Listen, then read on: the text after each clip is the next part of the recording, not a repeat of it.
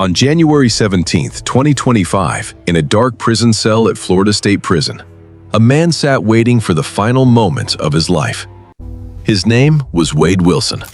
The media called him the Deadpool Killer, not because he was a sarcastic anti-hero like in the comics, but because he shared a name with a fictional character while being a real-life murderer. In 2019, in the peaceful city of Cape Coral, Wilson killed two women, Kristen Melton and Diane Ruiz. Not for money, not for hatred, but according to his own testimony, simply because he enjoyed killing people. Now, after years of failed appeals, Wade Wilson faced his final 24 hours before being executed by lethal injection. At exactly 10 a.m., a team of correctional officers approached Wilson's cell door. Until this moment, he'd been in the general confinement area of death row, a place grim enough already. But today, he would be transferred to a special room that inmates call the Death Watch cell. This is standard procedure in Florida, designed to minimize any risk of self-harm or interference with the execution process. Wilson didn't resist. Through years of confinement, he'd developed a cold, distant attitude, as if he'd accepted the fate awaiting him. Guards thoroughly searched his old cell, looking for any items he could use to harm himself before handcuffing him and escorting him from the corridor. Walking through the long hallways, Wilson didn't look to either side. He wasn't like other death row inmates, those who typically panic, cry, or beg at this moment. Some need 5 or 6 guards dragging them. Some scream until they lose their voice. But Wilson? He walked like someone heading to an office job, cold as ice. In his mind, perhaps images of Kristen Melton and Diane Ruiz were still there, two faces full of fear in their final moments.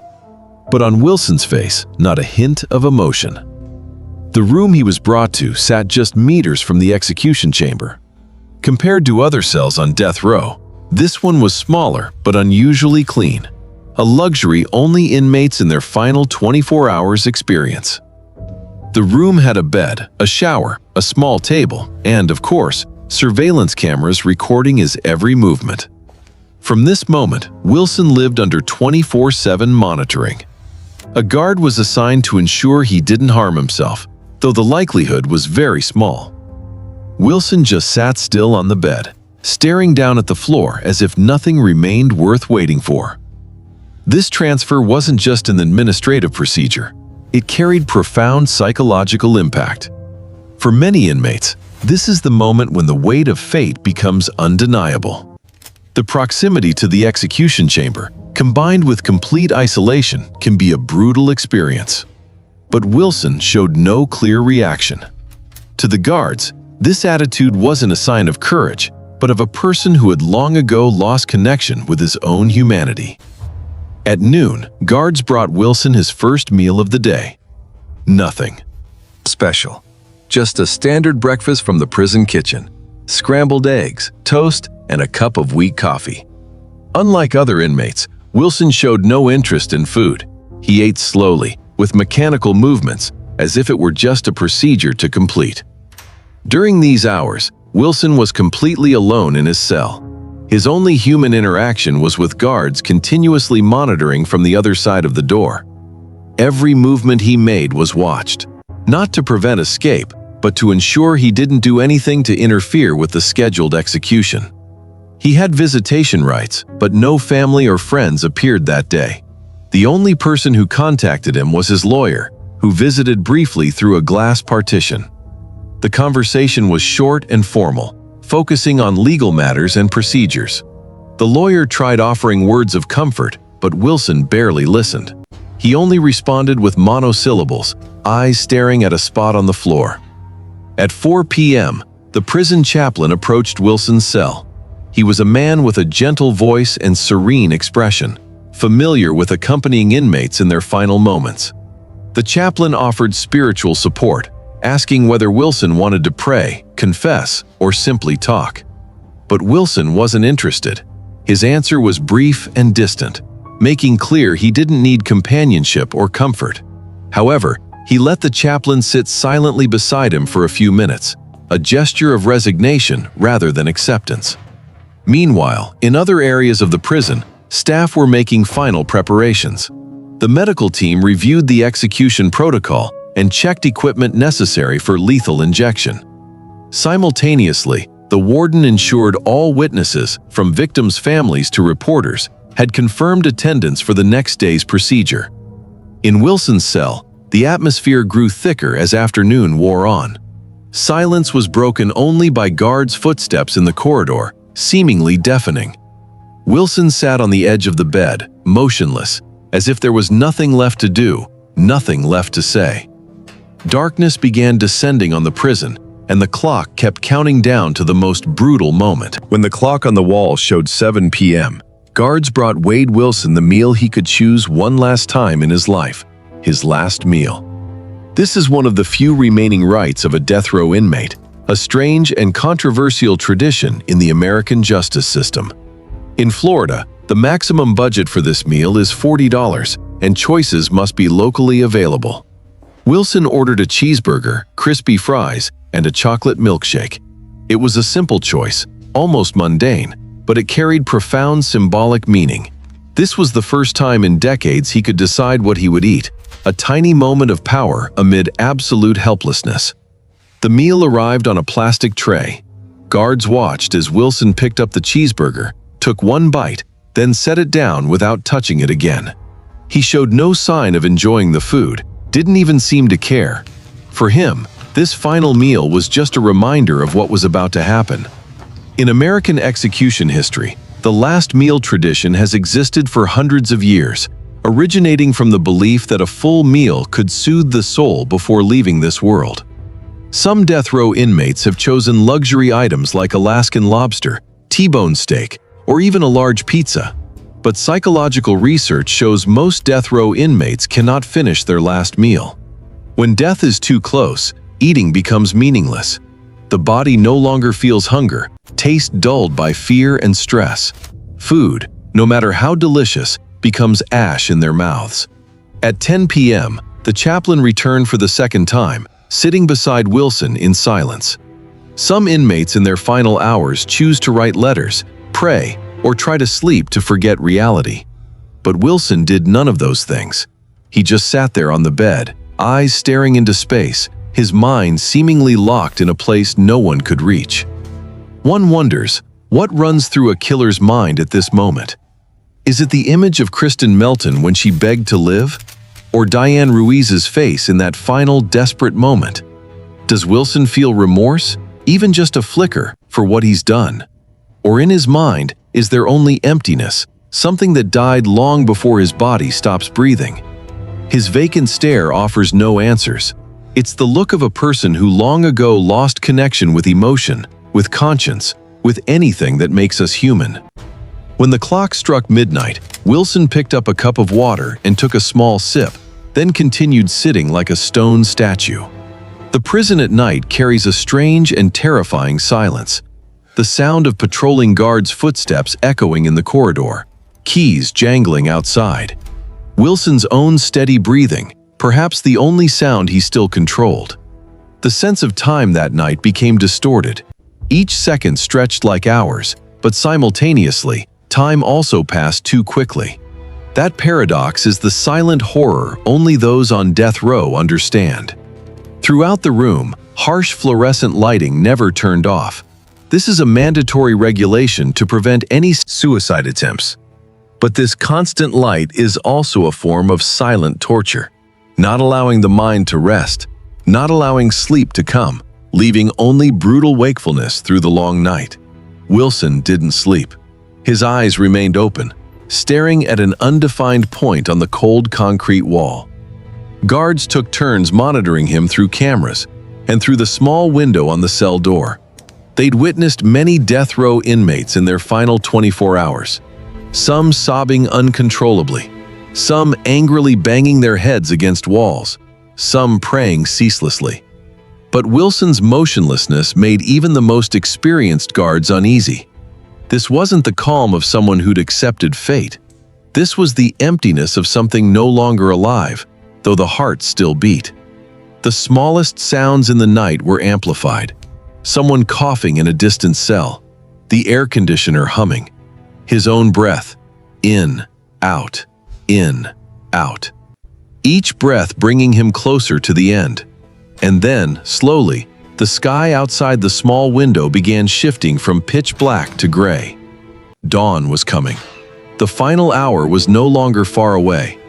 Wade Wilson still sat there, motionless, as if he'd died long ago and was just waiting for his body to catch up with that truth. At 4:30 a.m., the sound of keys unlocking shattered the heavy silence of the night. Guards stepped in, and Wilson, who had been sitting in the same position all night, didn't move, as if time had frozen around him. A guard's voice rang out, cold and professional. "Stand up, Wilson." No objection, no sign of hesitation. Wilson stood. They gave him 15 minutes to shower and prepare. This wasn't a privilege, it was part of the protocol. In the small bathroom, under cold fluorescent light shining down, Wilson stepped into the shower. Water flowed down his body, but he wasn't hurried. Each movement was slow, bit by bit, like a sacred ritual only he understood the meaning of. In many cultures and religions, water is seen as a symbol of purification, of washing away sins before crossing to the other side. But with Wilson, was it purification or simply a soulless procedure? Psychology suggests that in final moments, humans tend to become more sensitive to every smallest sensation. The feeling of water touching skin, the smell of soap, rising steam, all becoming the body's final experiences. Wilson slowly rubbed his hands over his arms. This was the last time he'd touch himself as a living human being. But on his face, no tears, no sign of fear, only emptiness. When he stepped out of the bathroom, guards gave him a new uniform. It wasn't much different from what he wore daily, but it was clean, not a single stain, not a single mark of time. They also gave him an adult diaper, a detail few people know about, but an indispensable part of the execution process.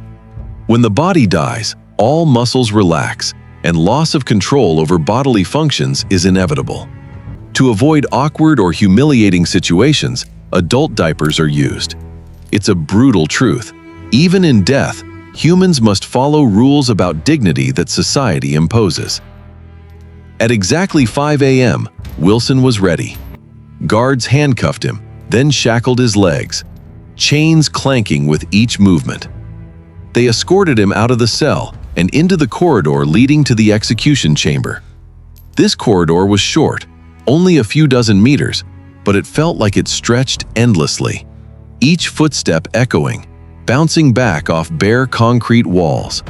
The sound of chains, the sound of breathing, the sound of a heart beating in his chest. Wilson didn't look back. He said nothing. His eyes looked straight ahead, like a soldier marching to his final battlefield. In death row history, some inmates resisted so violently it took 6 or 7 guards to drag them to the execution chamber. Some collapsed completely, legs unable to stand firm, crying and begging for mercy. Some sang hymns, screamed final declarations, or cursed those who brought them here. But Wilson? He walked like a machine, no emotion, no reaction, only cold compliance. And that, in a way, was more terrifying than any form of resistance. The execution chamber door opened. Inside, a team of medical staff and prison wardens were already waiting.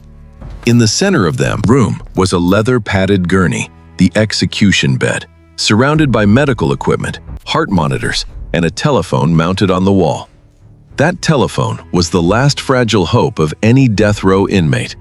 If the governor decided to grant clemency at the last minute, the call would come through that phone. But everyone in the room knew that call would never come. Guards led Wilson to beside the gurney. Without needing orders, he climbed up himself and lay down. No resistance, no hesitation.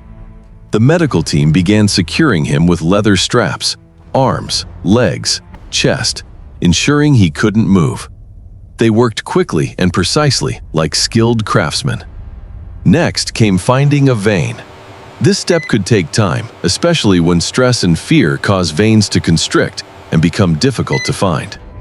Nurses began feeling Wilson's arm, searching for a suitable injection point. After a few minutes, they found it. 2 intravenous lines, IVs, were placed in his arm. 1 primary and 1 backup, in case the first encountered problems. Throughout this process, Wilson showed no emotion. His face like a mask, empty, unreadable. On the other side of a one-way glass window, the witness room was full. Families of Kristen Melton and Diane Ruiz sat in the front row, eyes red but resolute. They'd waited for this moment for 6 years. Reporters held pens and paper, recording every detail.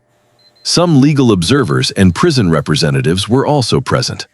All of them could see everything happening in the execution chamber, but Wilson couldn't see them. He only looked up at the ceiling, a blank white surface, empty like his mind. The final moment was approaching. At 6:30 a.m., the prison warden entered the execution chamber. He was a middle-aged man with a stern face, someone who'd witnessed more executions than he wanted to remember. He approached the gurney where Wilson lay motionless, secured by leather straps. In a professional and neutral tone, the warden explained the procedure about to unfold, though Wilson already knew every step. This wasn't out of kindness, but part of legal protocol. Then the warden asked the question every death row inmate is asked. "Do you have any last words?" The room sank into silence for a few seconds. Everyone waited. Perhaps an apology? A confession? A glimmer of remorse, however small. Wilson lifted his head slightly, cold eyes looking toward the warden. Then he spoke, in a voice devoid of emotion. "I don't regret anything. I did what I did, and if I could, I'd do it again." These words hit like a punch to the stomach of the victim's family sitting in the witness room. A woman, Kristen Melton's mother, burst into tears. But Wilson couldn't hear her. He couldn't see the tears falling behind the glass. The warden nodded, showing no reaction, and signaled the medical team to proceed. Behind a wall, in a small room, the executioner, an anonymous person Wilson would never meet, began activating the injection system. The first syringe contained midazolam, a powerful anesthetic. At a massive dose, it was designed to completely shut down consciousness. Clear liquid flowed through the IV line into Wilson's vein. Within less than 2 minutes, his eyes began growing heavy.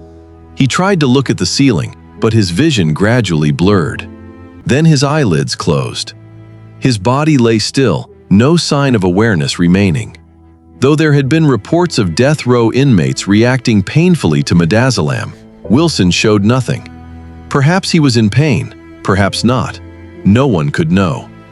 The second syringe contained vecuronium bromide, a muscle paralytic. As it invaded Wilson's system, all voluntary muscles in his body ceased functioning. His chest no longer expanded, his lungs no longer drew in air. Wilson could no longer breathe, but because he was unconscious, theoretically, he couldn't feel the suffocation. On the electrocardiogram monitor, his heartbeat continued, weakening but still beating. At exactly 6:35, the third syringe was activated. Potassium chloride, a chemical causing instant cardiac arrest. As it ran through his veins and reached Wilson's heart, the cardiac muscle contracted violently, then stopped completely. On the electrocardiogram monitor, the waveforms oscillated, then became a flat, silent line. A long, steady beep emitted from the machine. The doctor stepped forward, placed a stethoscope on Wilson's chest, checked his pupils. After a few seconds, the doctor nodded to the warden. At 6:37 a.m., the warden made the official announcement. Wade Wilson has been pronounced dead. In the witness room, reactions varied greatly. The victims' families embraced each other tightly, some sobbing, some breathing sighs of relief after 6 years waiting for justice. Reporters wrote ceaselessly, preparing articles that would appear on news pages in the coming hours. Some observers sat silently, faces contemplative, thinking about what they'd just witnessed. But the Wade Wilson case doesn't just end with a killer's death. It opens much larger questions about the justice system, about human nature, and about the fragile line between justice and revenge. In the United States, there are currently over 2,500 people sitting on death row, waiting for their execution date. Some states like California, Texas, and Florida still maintain the death penalty, while 23 other states have abolished it completely. The ethical debate over capital punishment never rests. Supporters argue it's the ultimate form of justice for brutal crimes, a way for society to affirm that some actions cannot be forgiven. Opponents argue that capital punishment is merely violence continuing, that the state has no right to take human life, and that the justice system is imperfect. Too many cases of innocent people wrongly convicted. Wade Wilson's story forces us to face these difficult questions. Does capital punishment actually make society safer? Does it deter crime? Or is it just a form of revenge legitimized, disguised under the veneer of justice? There are no easy answers, but every time an execution is carried out, we're forced to reflect on the values we as a society are defending. Behind every death sentence are countless shattered lives of victims, of their families, and even of the criminal. Kristen Melton and Diane Ruiz will never return. Their families will forever carry wounds that cannot heal. And now, Wade Wilson is also gone. But questions about ethics, justice, and humanity remain, hanging in the air, waiting for us to answer.